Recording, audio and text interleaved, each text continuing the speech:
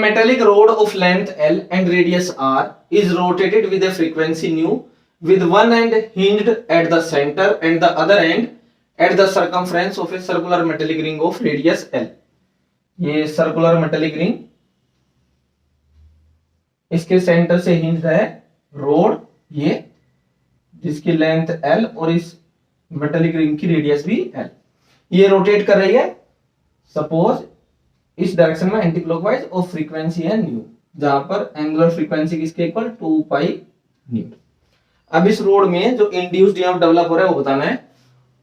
आगे about an axis passing through the centre, इसके about rotate कर दिया perpendicular to the plane of ring. A constant and uniform magnetic field parallel to the axis is present everywhere. Suppose magnetic field है inside, suppose दिया नहीं है तो कोई भी एक डायरेक्शन हम कंसीडर कर रहे हैं। सो ये सेंटर सपोज O और यहाँ पर सर्कमफ्रेंस पर ये पॉइंट E, यहाँ से ये कंडक्टिंग वायर से जुड़ा हुआ है करंट फ्लो कराने के लिए। अब जैसे ये रोड रोटेट करेगी तो इस रोड के दोनों एंड्स के बीच में एक इंड्यूस्ड ईएमएफ डेवलप हो जाएगा और वो आएगा half B omega L square, जिसको हमें ड्राइव करना है पहले। सो हमें ये पता है कि जो मोशनल ईएमएफ डेवलप होता है, अगर कोई वायर मूव करता है, लीनियर मोशन में होता है मैग्नेटिक फील्ड में, सो इंड्यूस्ड ईएमएफ डेवलप होता है उसके दो एंड के बीच में बी वी एल। वी होती है लीनियर वेलोसिटी।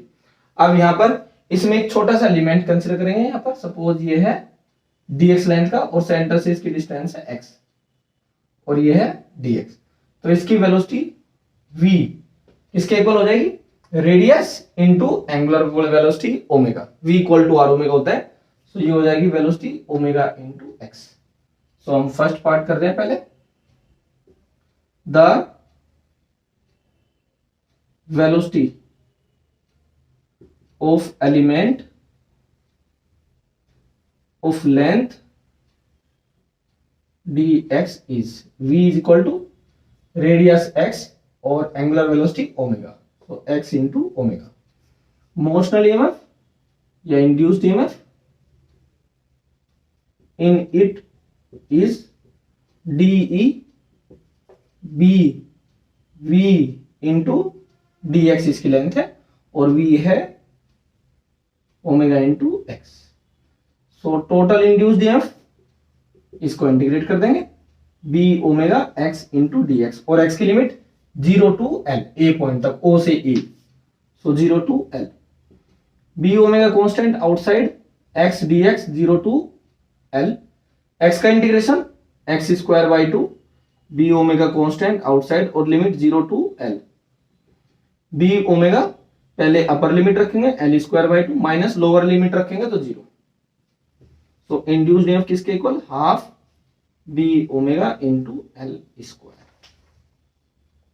ये now B part, due to the presence of the current in the rod, resistance कितना दिया इस रोड का R, सो इंड्यूस्ड करंट क्या हो जाएगी बी पार्ट में, इंड्यूस्ड करंट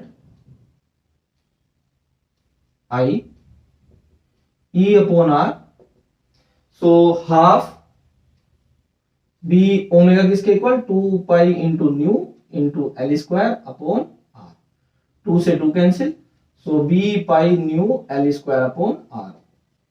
इसको भी जरा फ्रीक्वेंसी के टर्म्स में लिख देते हैं, half B 2 pi into nu into L square, 2 से 2 cancel, so B pi nu into L square. यह है इंड्यूस करंट। इसने कहा इंड्यूस करंट की वजह से और मैग्नेटिक फील्ड की वजह से find the expression for the magnitude and direction of the force acting on this road.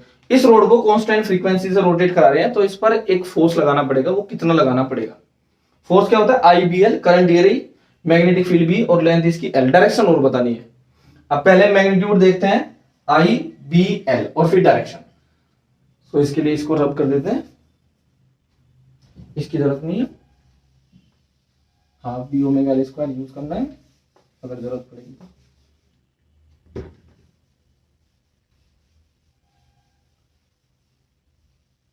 ये है इंड्यूस्ड ईएमएफ, इसकी जरूरत पड़ेगी तो यूज करेंगे। सो बी पार्ट कर रहे हैं और क्या बताना है, फोर्स, मैग्नेटिक फोर्स किसके equal I into B into L, I रहा B pi new L square by R into B into L, that comes out to be pi mu B square L cube upon are.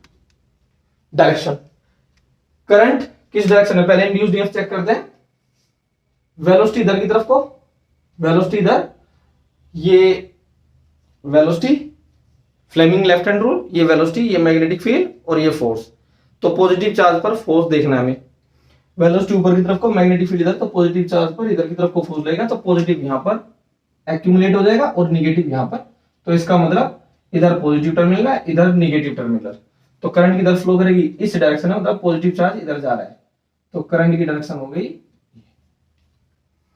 ये induce current की direction. अब magnetic force, magnetic force के लिए current इस direction में और magnetic field अंदर, current इस डायरेक्शन में है, करंट की डायरेक्शन में ये मिडिल फिंगर, ये मैग्नेटिक फील्ड और फोर्स इधर, करंट इधर की तरफ को, मैग्नेटिक फील्ड अंदर, तो फोर्स किधर लगेगा, नीचे की तरफ को, तो मैग्नेटिक फोर्स लगेगा नीचे की तरफ को। या दूसरा तरीका, जो मैग्नेटिक फोर्स लगता है वो होता है I L cross B, L की डायरेक्शन आई की डायरेक्शन, तो आई क्रॉस बी देखना है हमें, ठीक है ना।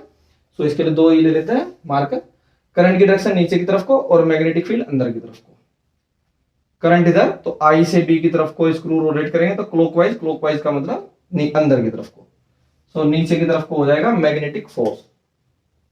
ओके, इसके अपोजिट लगाना पड़ेगा, equal and opposite electric force. तो आपको एग्जाम में इस तरह से दिखाने की जरूरत नहीं, बस केवल एक चीज लिख देनी है कि जो मैग्नेटिक फोर्स लगेगा रोड पर, उसके अपोजिट अप्लाई करना पड़ेगा एक्सटर्नल फोर्स, जो भी इसने पूछा। मैग्नीट्यूड तो ये हो गया, find the expression for the magnitude and direction of the force. तो डायरेक्शन क्या लिखना है, जिधर भी मैग्नेटिक फोर्स होगा उसके opposite.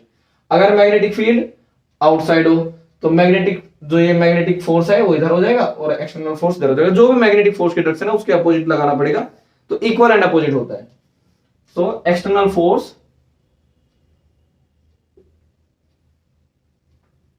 will be equal and opposite to the magnetic force acting on the rod. Next, C.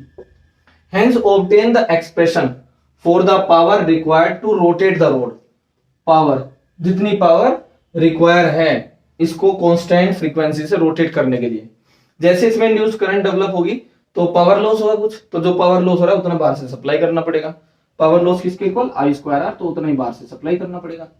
आई ये रहा, B pi new L square upon R, या फिर ई स्क्वायर आर भी कर सकते हैं, ई ये रहा इंटू आर, इसका स्क्वायर। So B square pi square mu square L to the power 4, ये आर स्क्वायर इंटू आर, इससे कैंसिल। सो ये हो जाएगी value pi square mu square B square L की पावर 4 अपॉन आर, ठीक है ना।